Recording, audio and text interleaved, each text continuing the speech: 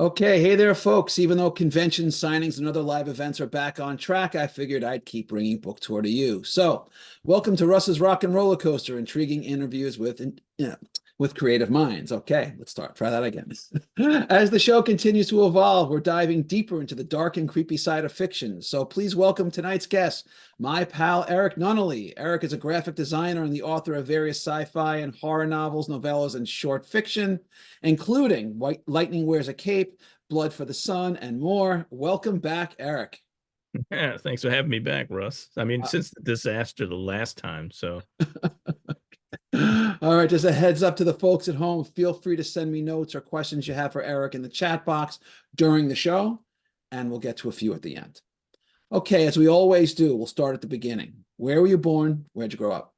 I was born in Cambridge, but I grew up in Boston. In Boston. So in Boston proper, or kind of like, Yeah, actual Boston, not like someone who's, raised in Worcester and they're like, yeah, I'm from Boston, or. okay, so you're not, so you're classic Boston, not Boston adjacent, classic Boston. Okay. All right. Within the city. Yeah. Okay, so what was the lineup at home? Brothers, sisters, or was it just you? Like what was going on there? Just me. I was the only one that made it. The only one, the My only one parents that, tried several times, but I was oh, the lone survivor. So okay, so all right. So what did your folks do? well, my dad was an accountant, and he worked for the state, reviewing contracts and stuff. And my mother, bit of a free spirit, but she did a little bit of art education and daycare work. Okay, okay. But she was sh- her side of the family was very creative, right? So she was a percussionist, painter, poet, but never not like published or, Okay. or anything like that, but she did a lot of work and I tried to preserve as much as possible. And I've even shared her poetry with some people who are Okay. more in the know, and they're like, "Yeah, this is actually really good." So one of these days, I hope to do something with it. Uh, Okay. So your mom is she's not with us anymore?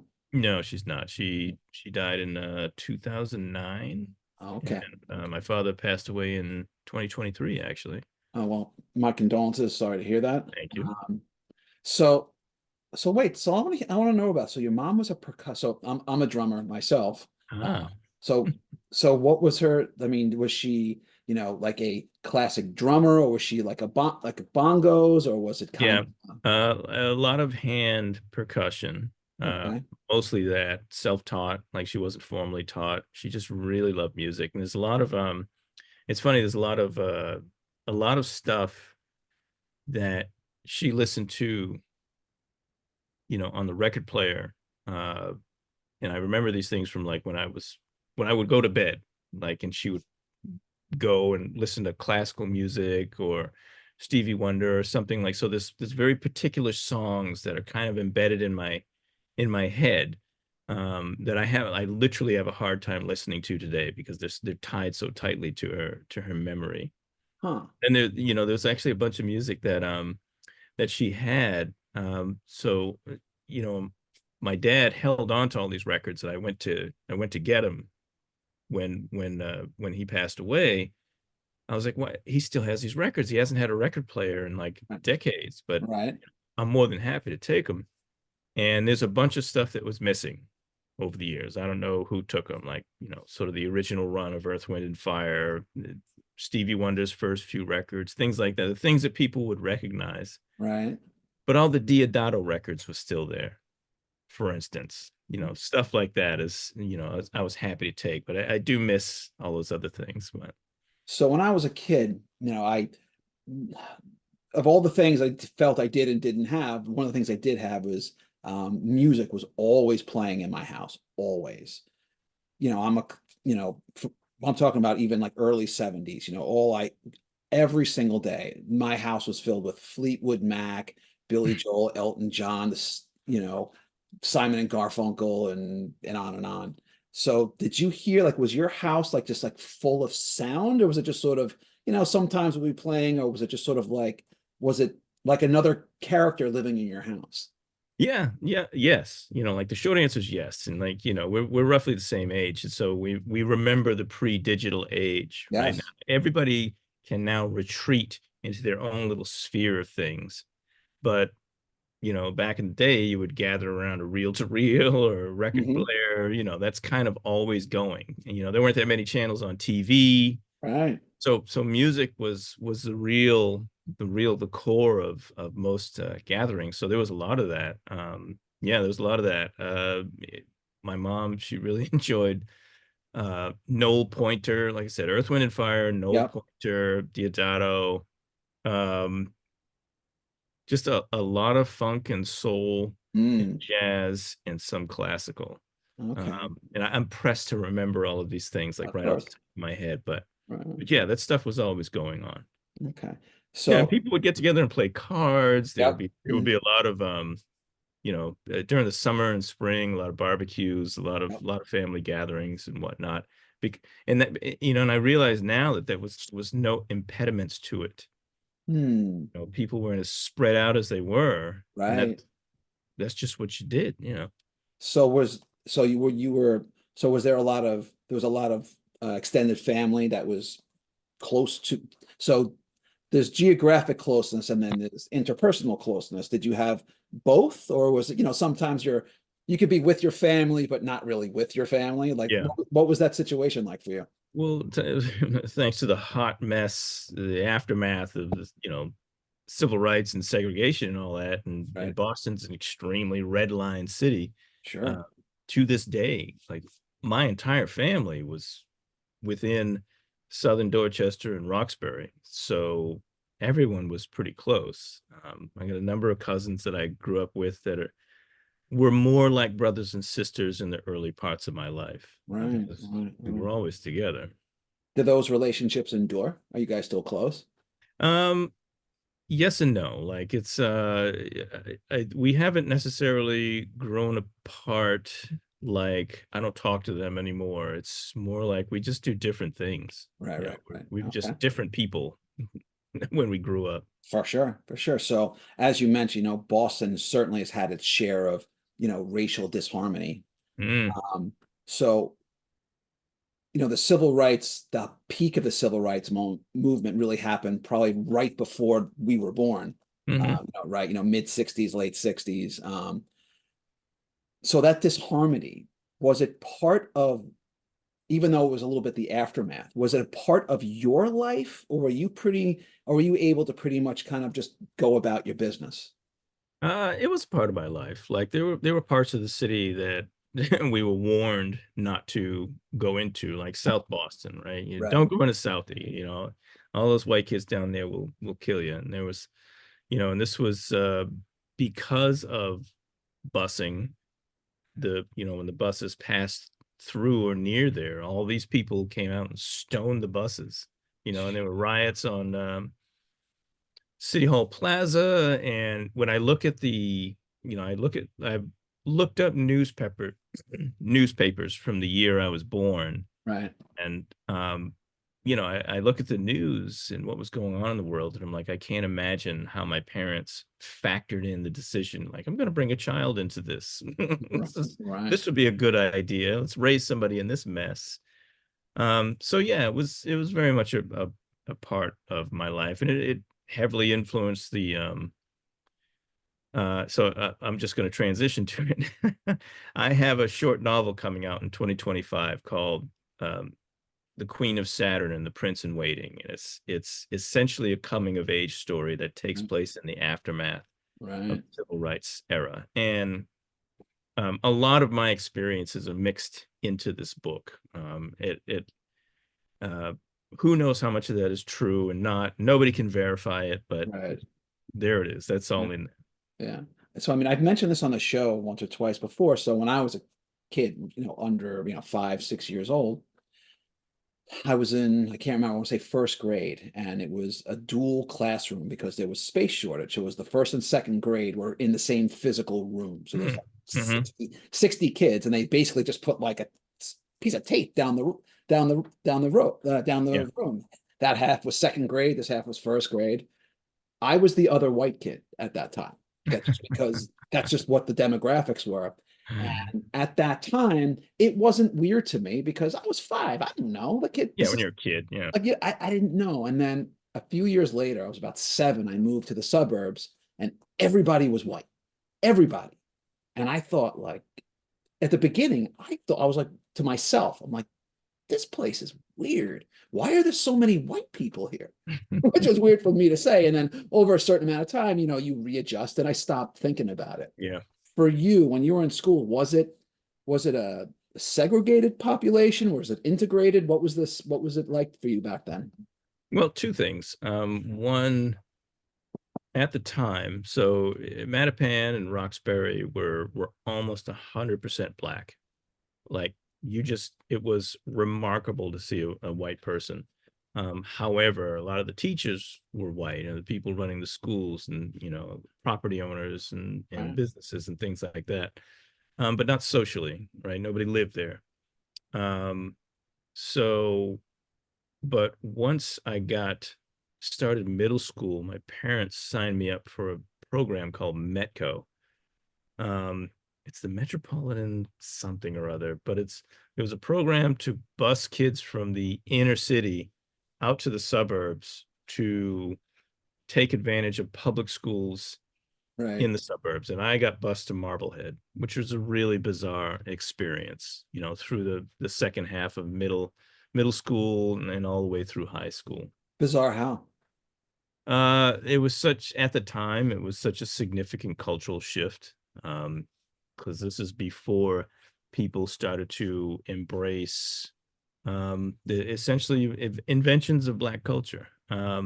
So I think it was like the 90s or so. So I graduated high school in 86. And at the time, it was, for some reason, people in my neighborhood thought it was anathema to listen to rock music, like guitars and stuff. That's white people do that, but it was the complete opposite in Marblehead. Right. Um, and they were completely unaware of how we lived. They had no idea where Black people were or what they did or what they Right. listened to or anything. It was just a completely different You know, universe. so for me, it was the opposite. It was sort of, not how could you listen to rock music? It's how could you listen to rap music? It Yes. seemed right.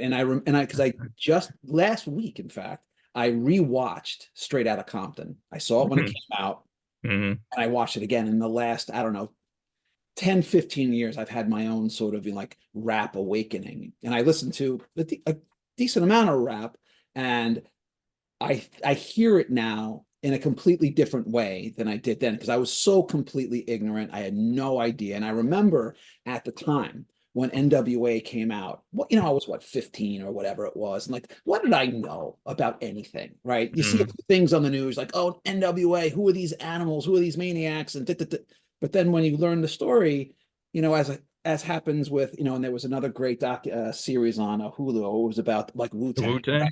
right? And, like, you see, like, there's a lot of parallels there. It's just a lot of times it's just like kids are just trying to make their way, and they're artists, but they're just constantly being told how wrong and how bad they are.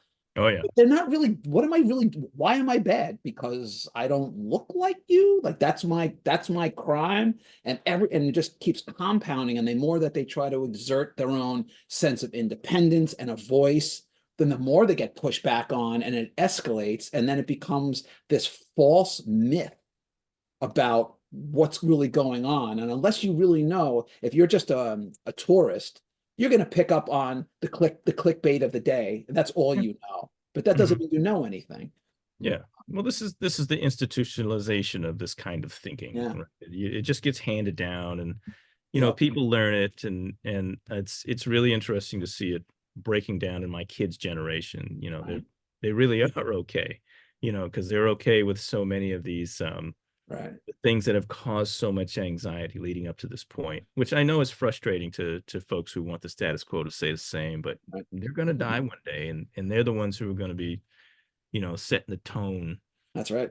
So it's funny when I was in high school. So Rapper's Delight, I think, came out in 76 or 77. Like, it was the late 70s. Okay.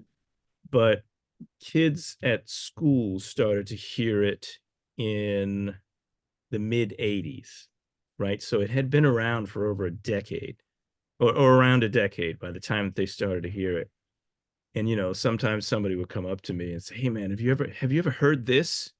This is really interesting and cool." And they would do the same with Atomic Dog, which had been out for 3 or 4 years by the time it started to penetrate, you know, there. And I've always found that music has been, for me anyway, up to this point, has been sort of the perfect example of the separation of powers.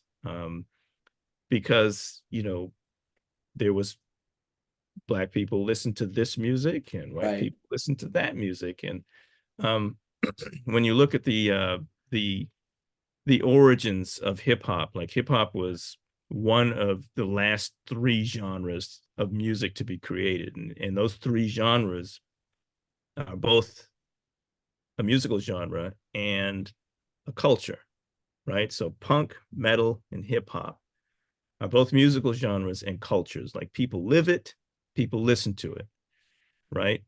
And they were all kind of happening at the same time and around the same place. And a lot of these folks knew each other. And for them to separate did everyone, in my opinion, a disservice, Oh, for sure. right? Because you suddenly everybody's walled off and you're not getting those interactions that give you, really propel things forward and give you more interesting things. Yeah. We didn't get that until much later. Yeah, it was real So, compartmentalized. Yeah. yes, it's so, I still a little heated about that because I really Hmm. love music and I really Right. hate the fact that I was denied, just by dint of where I grew up, of Right. not hearing punk and not hearing metal and not hearing classic rock and all that until much later in life. Right. Right. Right. I mean, it's probably not the same, but in my own way, I'm having my personal rap renaissance, and the fact I'd rediscovered, because even back then, even the thought of it was like, you can't, like, why would you ever listen to this garbage? But the reality is that because it's a valid musical art form, and Yeah, just man. like in every genre, there's probably some of it's great, some Yeah. of it's good, and some of it's terrible, just Yeah. like just like in everything else. 50 years of this That's right. have been happening. Like That's there's right. been 50 years of metal, hip hop, and punk, That's and right. it's splintered and changed, and Absolutely right. multiple generations have messed around with it. Right. So Yeah. there's a lot going on. I Okay. mean, So yeah. So when you were a kid, so what were you into as a kid? You listened to some music, but were you a sports kid? Were you a music kid? Did you do other things? Like what kept you busy?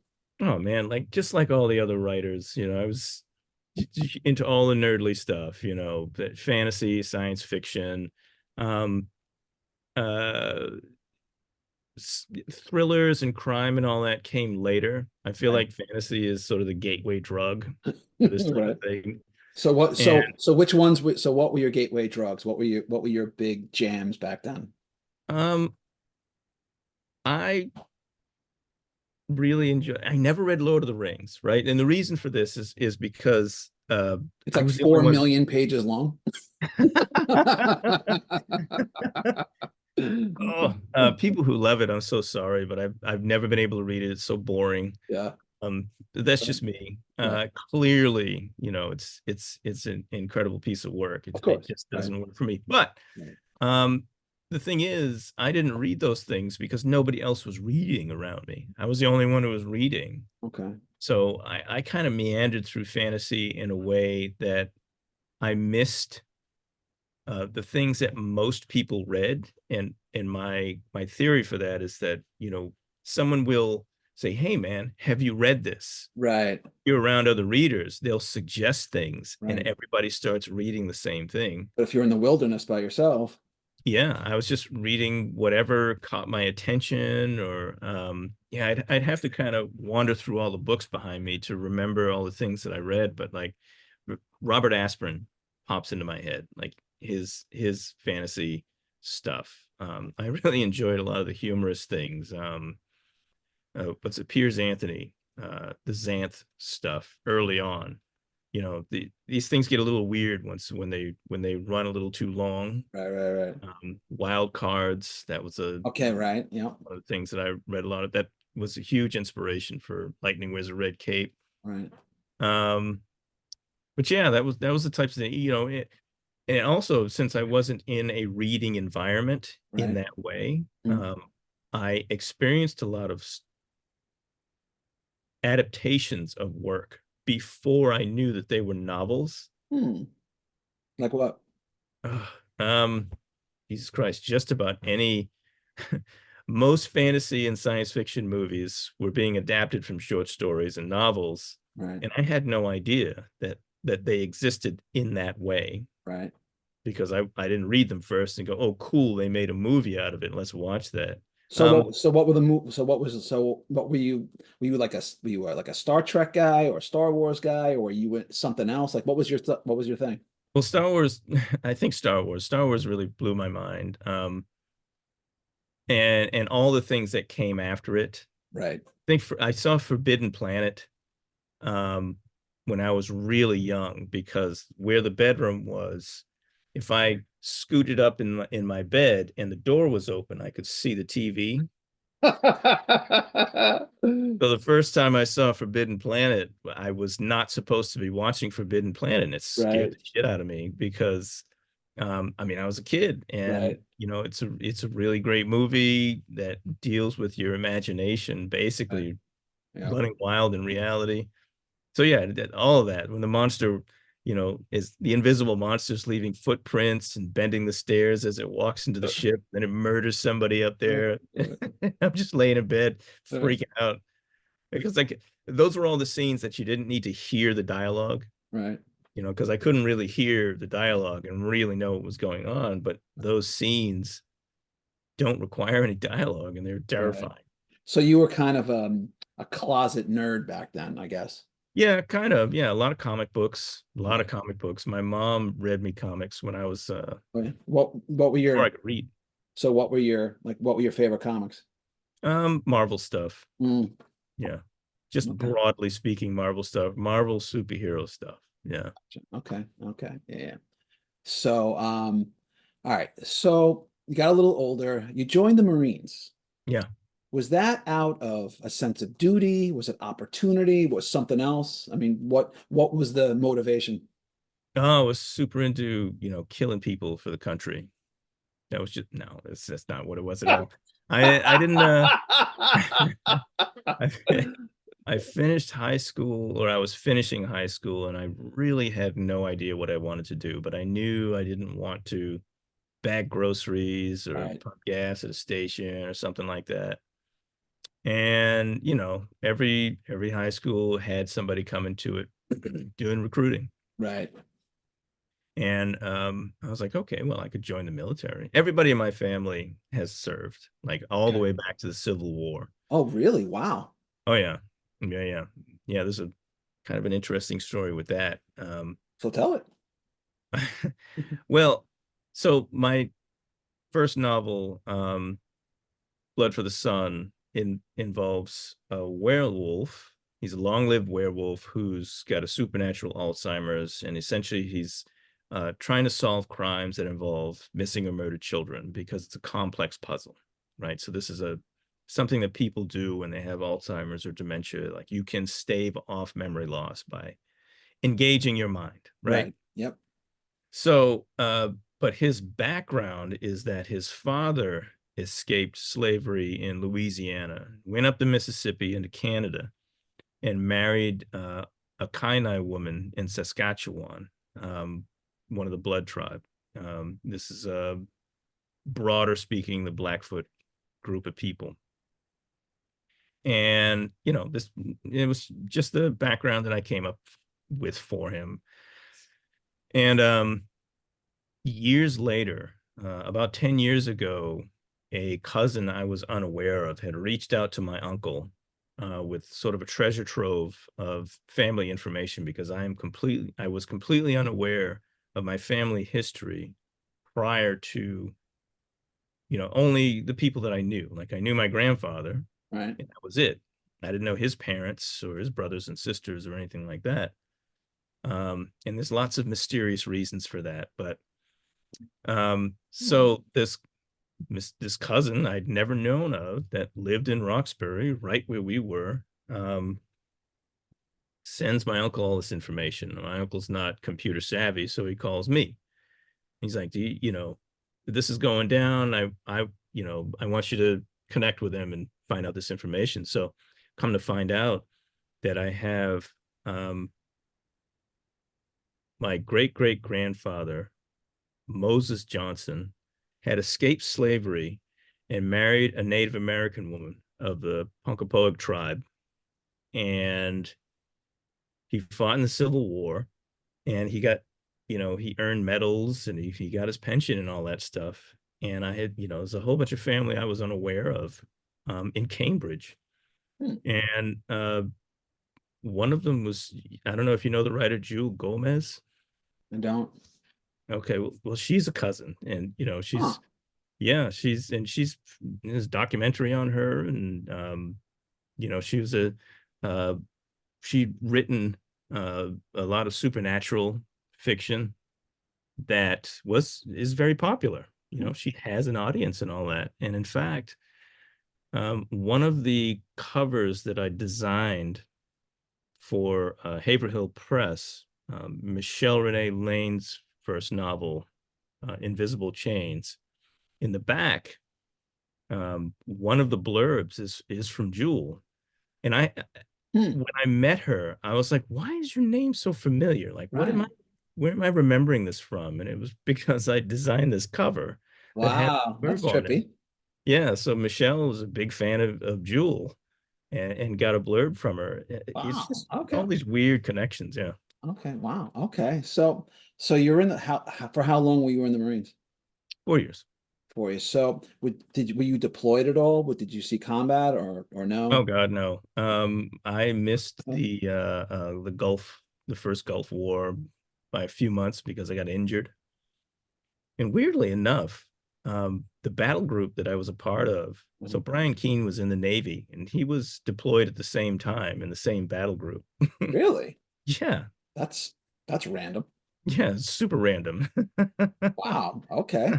Did you Yeah, guys yeah. did you guys ever cross paths personally? No, no, No. no. Okay. No, we figured that out a couple of months ago. Oh wow, that's trippy. I I saw him at a convention that he put together, and I had some material with him because when it came up, I couldn't remember some of the details, Right. but I still have the information, and I came across it and I brought it with me and we talked about it. And yeah, so broadly speaking, we were in the same battle group, but not necessarily on the same deployments and stuff.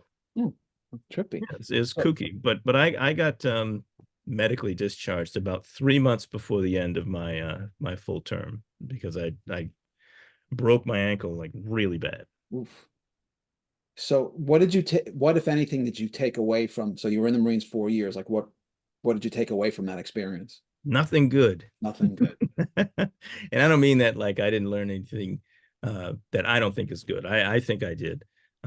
But the method of operation and leadership, and the way of doing things as a group and organizationally, Mhm. those are like all my formative um experiences with that type of thing, and it doesn't translate well into the civilian working world. It just Right. doesn't work that way. You hear this, you see this a lot where, soldiers have a difficult time re-engaging with civilian life. Yeah, Huh. So you've also trained in Krav Maga and Muay Thai kickboxing. I mean, that's no joke. Was that before, during, or after your time in the Marines? it was after. A friend of mine had he was asking if I had learned MICMAP, which is the Marine Corps martial arts program, but it was instituted a few years after I had left the Marine Corps, and Right. it's sort of basic structures like Krav, Right. and we were just talking about martial arts and stuff, and sort of landed on Krav Maga as it's some people refer to it as like the old man's martial arts because you're learning a lot of practical techniques. Right. Right? It's not pretty. It's all martial. There's no art. And it's this Israeli Okay. construction. Yep. And it has no end. So it's always being updated. Right. So Huh. whatever I learned would change in a couple of years. It's constant sort of improvement. Hmm. And the Muay Thai component was because Krav doesn't really have a stand-up fight uh, aspect to it. Right. But that's all Muay Thai is, you know. You're Right. standing up and you're fighting. Right. So I sort of learned both at the same time. Okay. Okay. Yeah, it was a hard. Yeah. Do you still practice? I don't. I It's tough. really couldn't keep up with it. Yeah. Yeah.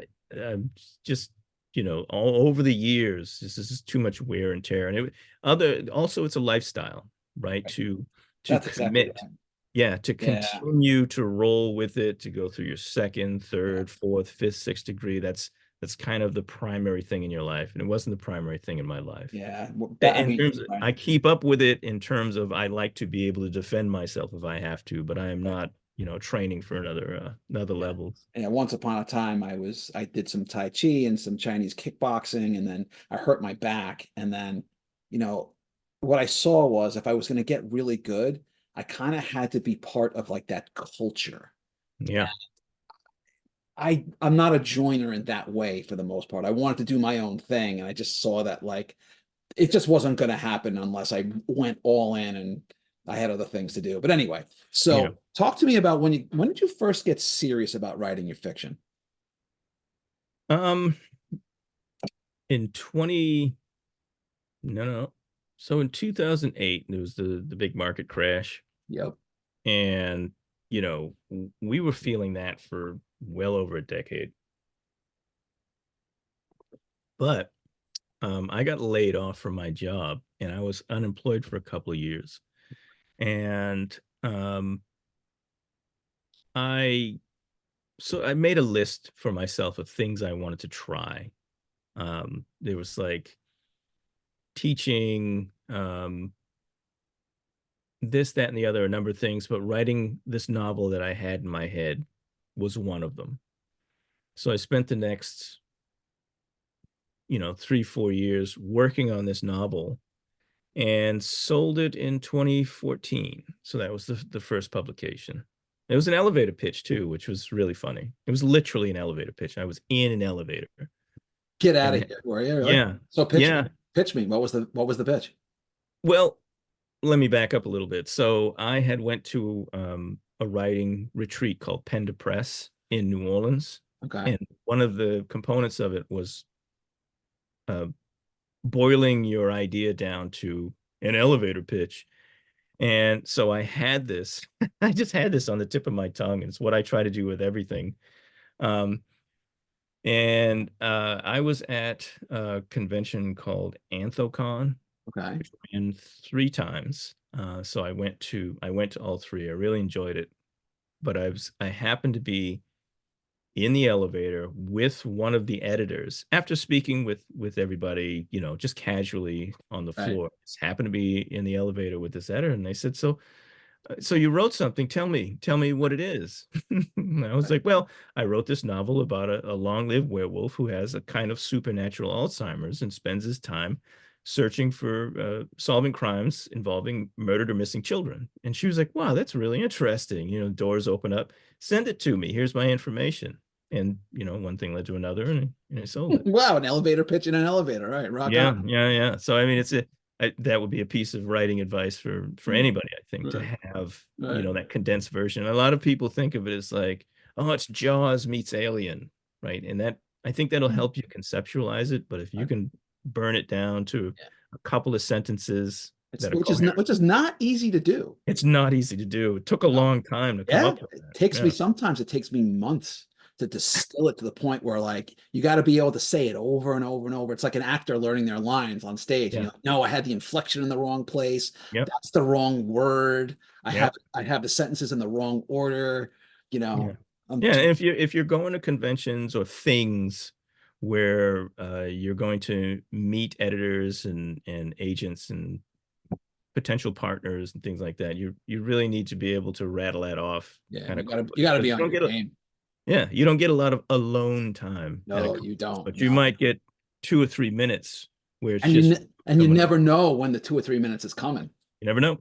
You never know. Right. Yeah. So you focus most of your writing energy on superhero, sci-fi, horror. So for you as the author, what's the appeal, as opposed to the reader, as the author, what's the appeal to writing in those genres? And in particular, as I expand, my own reading and writing in the horror genre, what is it about horror that appeals to you? Like what territory does, well, I'll stop there.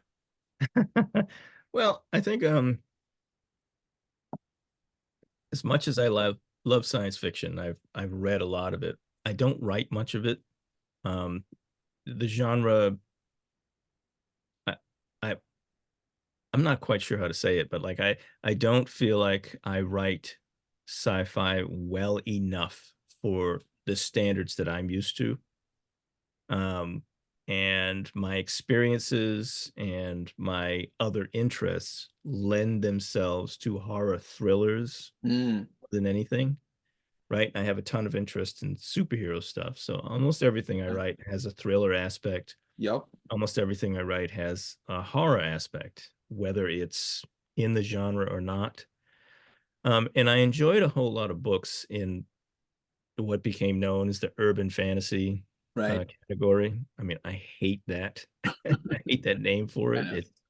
It's neither it's urban and it's probably more horror than fantasy, but um, so that's sort of mostly where I write things, and I write those things because there is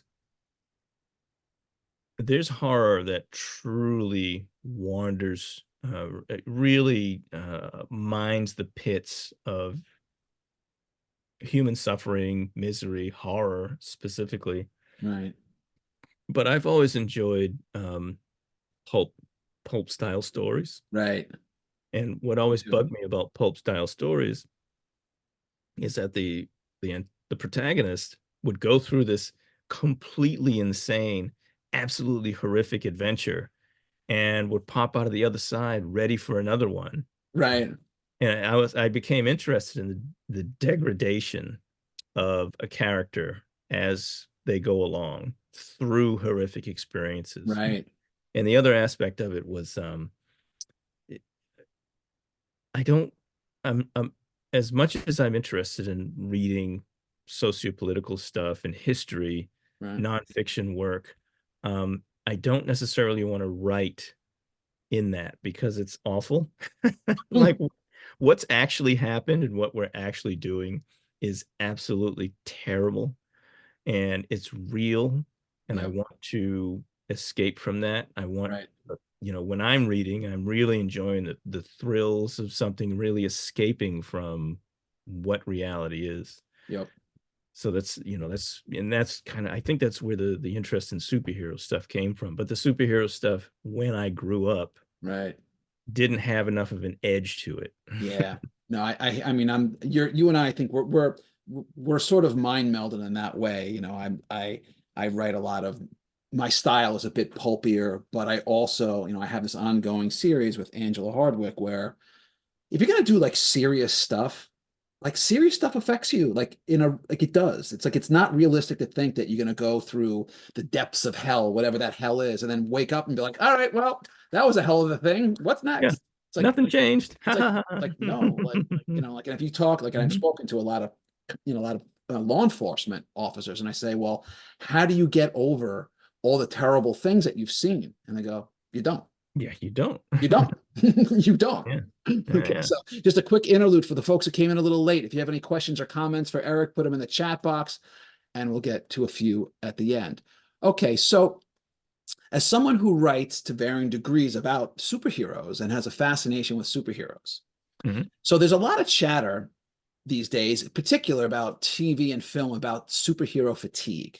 Now, do you think it's the genre or the quality and execution of the storytelling? Or is it a little from column A and a little from column B? I think it's the quality and execution. So, Westerns were huge, huge, huge right up through the 50s and then started to taper off 60s, 70s. but it never went away. Right. And but you would see quality Western movies and stuff and Right. series when cable came around. And I think that's really the problem, is really the quality of stories with this stuff. As much as I enjoy the whiz bang of superhero things, Right. um, Yeah. it's always going to be a built-in audience for that. But Right. will it reach a broader audience? Not without like I think a good story with a good villain and stakes. Like Right. you have to really feel like Yeah. there's something involved with it. Like the Miles Morales Spider-Man movies, right? They pulled it off Those are twice, great. Those are great. right? Those are great movies. Like nobody talks about, oh, I'm so tired of the superhero stuff when it They're, comes to a they're, good story. Everybody just loves it. yep. Excellent. Excellent movies. Excellent. Yeah. So let me ask you this one more question about this. So, especially someone who spends his time writing pulp and horror and let's say pulpy horror, what is it about? What, if anything, do you think is generally speaking misunderstood about the horror genre? Hmm. Uh, I think what's misunderstood often is the transgressive aspects of this, the um the fact that you can safely experience some of these types of things. I think a lot of people misunderstand that. The people who enjoy the work um appreciate it, right? They internalize it. It's a safer way to experience these types of things, whether your protagonist makes it or not. Right, right, Yeah, so right. it's you close the book and you set it aside. Right. It's And it's over. I can choose to walk away. Real life ain't going anywhere. that's But correct. whether it's a book, movie, whatever, when I can either finish it or not finish it, or when I'm done, Yeah, that's it, and I can go on with my life. yeah. So, So okay. I think a lot of folks from the outside will go, oh, the gore, oh gosh, or oh the violence, and it's like, well, that's not the point. That's Well, would just you a say part of it's not the it's journey. not the point, or it's not the point of good horror? Yes, correct. Okay. All right. Fair enough. Okay. Well, that was great, but now it's a time for the special segment on the show where we spin the wheel. On the wheel are 7 possible categories, including a few new ones I brought out for tonight's show. Wherever it lands is what you get, and the categories are known unknowns, the reanimator, music lover, apocalypse, stranger in a strange land, scariest truth of all, and kick him in the junk. All right. You ready? Here we go. All right. What do we got for you, baby? Got 7 choices, and for you, we got the scariest truth of all. Oh, I like this one. I Oh don't, I God, don't you think didn't mention that one. I don't think anyone's ever come up with one. Okay, so what's one truth as you see it that most people just don't seem to believe, no matter how much evidence supports your point of view? Um, broadly speaking, or like me in particular? So, what's a truth as you see it? Now, it Mhm. could be a specific thing, it could be a broader thing, but just something that you people like it's right in front of your face. You're just not getting it. Um, that there will always be unanswered questions, always. And the I talk about this with my wife a lot, and other people sometimes. The cognitive flexibility for two things that seem opposing to exist at once, and to be able to accept them both.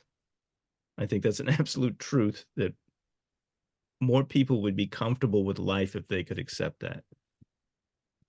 So is anything you're talking broadly or anything? Is a specific example that you can think of? Um, Specific example. God, there's so many things that are counterintuitive but still true. Uh, Quantum mechanics, right? There's these this idea that something can exist and not exist. Some people hate it, right? They resist it, like this. But here it is. This is proven. It is observable that there are things that exist and don't exist. So accept it, be comfortable with it. Okay, that's a little bit of an esoteric example, but I'll accept it for now. All right, so now It borders on spirituality, like the okay. cross section of spirituality and science. All Like right, there's, right. you know, some people experience it this way, other people experience it that way. It really would help if you can accept that both are true, and they don't necessarily have to complement each other, and they don't have to oppose each other. It's fine. Well, is it that they are both true, or you believe they're both true? I believe they're both true. Okay. Like they're both observable effects. And spirituality, I didn't necessarily say, you know, that God's true or not true. Right. No, I understand. Right. Yeah. Right. So a belief in a sense of Something. having a spiritual connection of some way. If I say I have one, that means I have one, and you can't tell me I'm wrong. Correct. Right. You It's can't see fine. it. You can't see it. You can't touch it, but it's real to me, and that's all I need to know. Right. Right. The spectrum of things, people have a lot of problems with that. You know, Right. you pick any subject that involves humanity, and there's an extreme over here, and there's an extreme over here, and there's an infinite amount of variations. Really, it seems like we're always on the same page about all things. It's all true. It's all So true. It's calm all down. true. All right. Okay. All right. So now it's great. Now we're gonna pick your poison. I got three choices for you. I'm not gonna tell you what's behind each, but you got to pick one. You got A, B, or C. See, C. All right. Thick skin. All right. So what do we got here? As writers, when we put our work and ourselves out there, criticism of all kinds comes with it, the good, the bad, and everything in between. How do you honestly feel about criticism of your work and or reviews? Do you take it to heart? Do you let it roll off you, or does some stick with you more than others? the first two at the same time. And the reason why I say that is I think it's important to be able to recognize when something is valid and when it's not. And that might happen in the same sentence in terms of like a criticism of your story, because people will see things in your story that you didn't intend, or you Right. didn't notice yourself once you were done. And in a critique, they may say some things that are valid, like, oh yeah, shit, I could have done better there or changed this or that. And then they might say something that you decide is batshit. And it's like, just let it go. You know, I don't agree. Right. I'm going through that right now. I had someone read my latest manuscript, and boy, did I get called to the carpet. I got taken to task. And the thing was, their points were 100% valid, but they were saying, we're going to have a conversation about this particular theme. But the truth is that I already think that way, but I didn't execute well. Mhm. Right. So we're actually on the same page, but based on the words that were on the page, you couldn't know that. Yeah. And I had Yes. to you're right. Your points are valid in the sense of what I put there is Yeah. valid, but what I actually believe is not what's on the page. So your interpretation of what I think is inaccurate, but your interpretation of what I wrote is accurate. Yeah. So And you right. just have to be mature enough to No, take right. what you think works and reject what you think doesn't. No is a great word. Yes is also a great word. That's right. That's right. All right. So now I'm going to give you some truth serum. I got 10 questions for you. Ready? Maybe. Okay. All right. Favorite flavor of ice cream? I don't know that flavor. My favorite flavor of ice cream, coconut. Oh, ooh, that's a first on this one. Okay. I like it myself. What's one food you will never eat ever for any reason? Seafood. All seafood. Wow. Okay. Yeah, just not a big fan. Yeah. Bucket list destination anywhere in the world. Bucket list destination. Oh shoot. There are a number of islands in the Pacific that I want to visit. I couldn't just rattle off which ones, but there's a number. Okay. All right. Scariest movie you ever saw?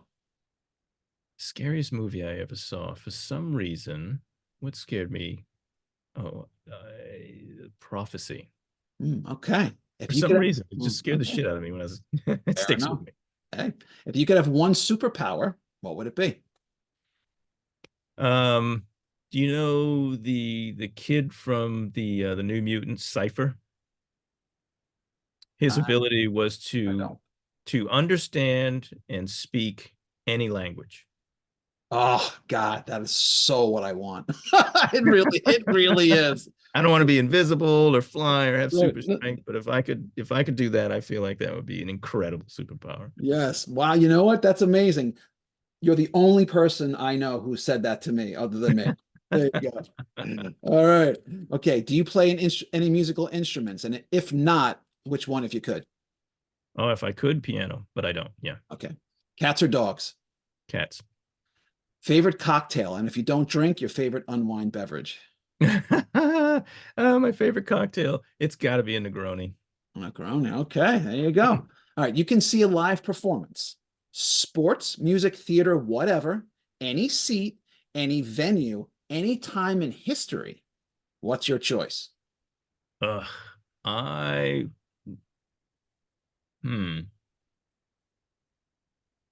either the Controversy tour with Prince or the 1999 tour. Oh, all right. All Yeah, I right. missed both of those, and I was alive and present. I just, Mhm. All right. You're a Purple Rain fan. All right. Fair enough. All right. If you could get a continuation of any canceled TV show ever, what would it be? any canceled TV show. God, there's so many that didn't make it. A continuation. Mhm. A continuation of those things go too damn long.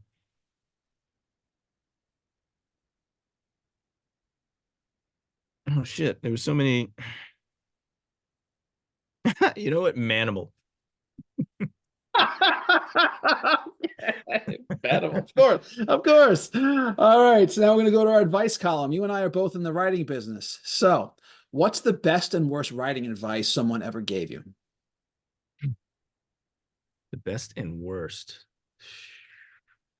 The best advice that I get, and this isn't regular, but it happens, uh, is usually advice that helps to cut the chaff from stories.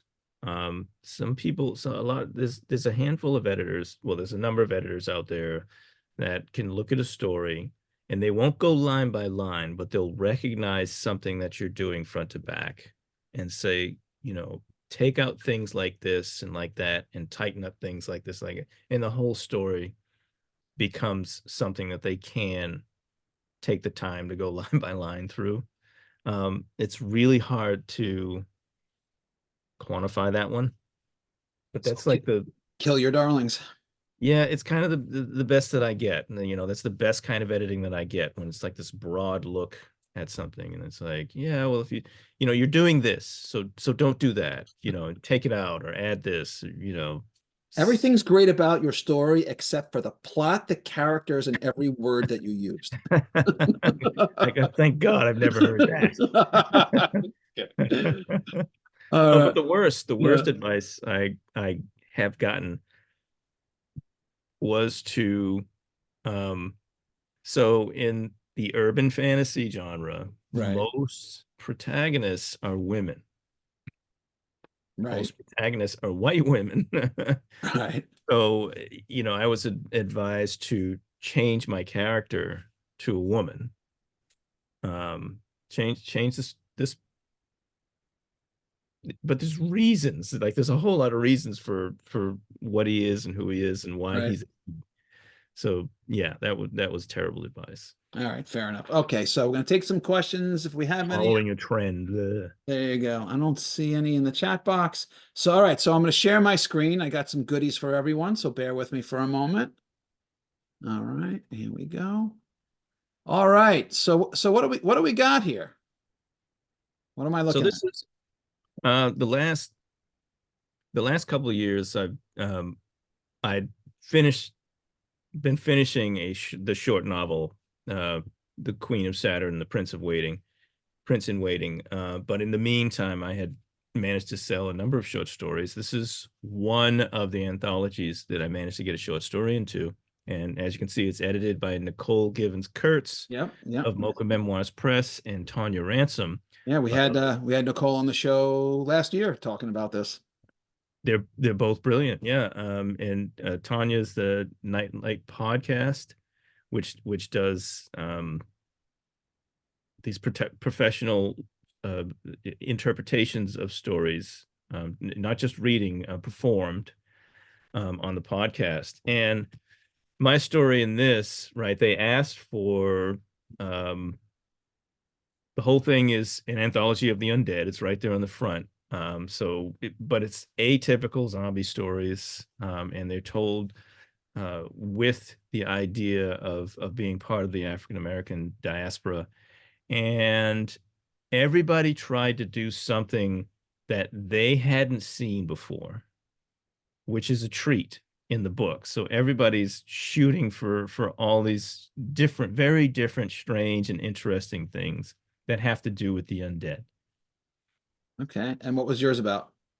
Mine's is about a character who is getting phone calls from someone who sounds familiar.